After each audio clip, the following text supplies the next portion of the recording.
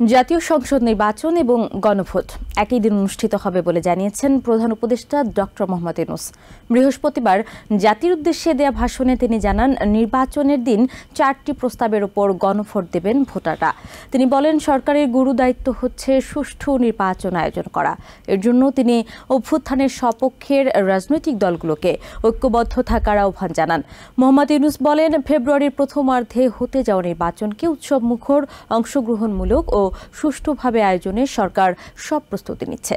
এদিকে জুলাই জাতীয় সনদ বাস্তবায়ন আদেশে স্বাক্ষর করেছেন রাষ্ট্রপতি মোহাম্মদ শাহাবুদ্দিন। সংসদ নির্বাচন অনুষ্ঠিত হতে যাচ্ছে।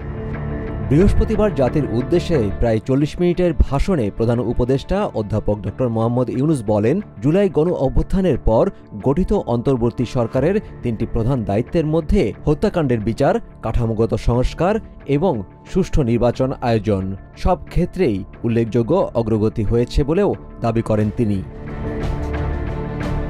সংস্কার অগ্রগতির প্রসঙ্গে প্রধান উপদেষ্টা বলেন, বিচার বিভাগের স্বাধীনতা, আর্থিক খাতে স্বচ্ছতা, ডিজিটালাইজেশন এবং দুর্নীতি প্রতিরোধে একাধিক গুরুত্বপূর্ণ আইন ও অধ্যাদেশ জারি করা হয়েছে। রাজনৈতিক দলগুলোর সঙ্গে দীর্ঘ আলোচনার ভিত্তিতে জাতীয় ঐকমত্য কমিশন জুলাই সনদের 30টি সাংবিধানিক সংস্কার প্রস্তাবে ঐকমত্য তৈরি করেছে, যা ঐতিহাসিক অর্জন হিসেবে উল্লেখ করেন প্রধান উপদেষ্টা। ডক্টর ইউনূস জানান, আগামী ফেব্রুয়ারির প্রথমার্ধে অনুষ্ঠিতব্য জাতীয় সংসদ নির্বাচনকে উৎসবমুখর, অংশগ্রহণমূলক ও সুষ্ঠুভাবে অনুষ্ঠানের লক্ষ্যে সরকার সব প্রস্তুতি গ্রহণ করেছে। এছাড়া সংস্কার ও নীতি নিয়ে রাজনৈতিক দলগুলোর মধ্যে খুব বেশি মতপার্থক্য নেই বলেও উল্লেখ করেন তিনি।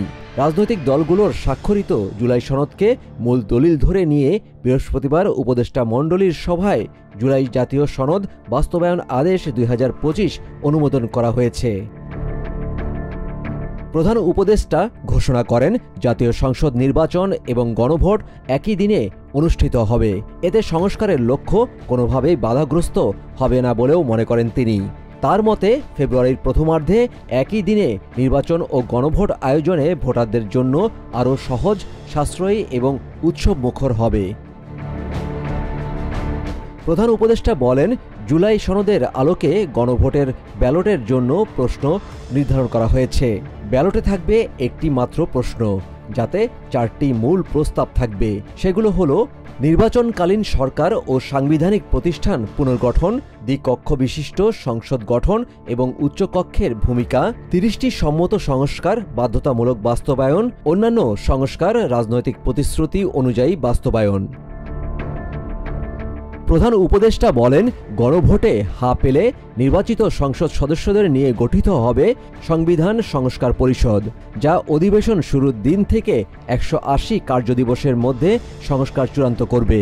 এরপর ভোটের অনুপাতে উচ্চকক্ষ গঠন করা হবে।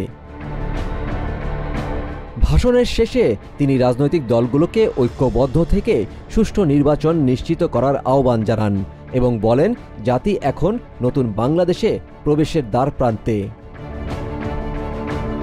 এদিকে বৃহস্পতিবারই জুলাই জাতীয় সনদ বাস্তবায়ন আদেশে স্বাক্ষর করেছেন রাষ্ট্রপতি মোহাম্মদ শাহাবুদ্দিন, যা গেজেট আকারে প্রকাশ করা হয়। Yusuf Khaled, TVN 24 news desk. New York থেকে সম্প্রচারিত TVN 24 টেলিভিশন বিশ্বজুড়ে বাঙালির কণ্ঠস্বর।